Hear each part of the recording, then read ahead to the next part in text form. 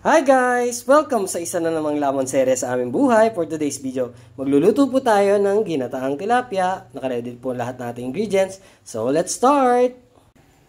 Papainit na po tayo ng mantika.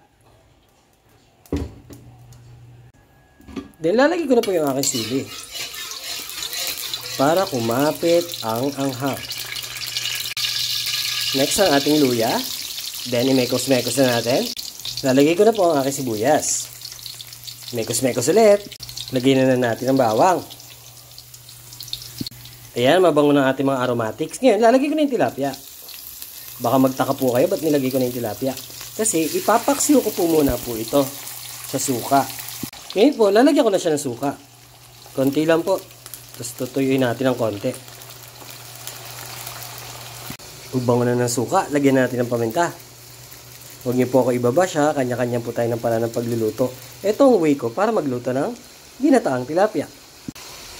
Lalagay ko na rin po yung mga kamatis para madurog agad.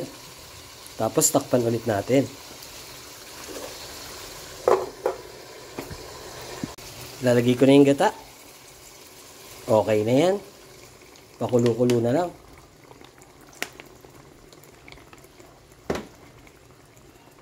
Lalagyan ko na rin siya ng asin, pampalasa. Okay. Check na natin, panay na ang kulo. Ayan. Lalagay ko na ang ating sili.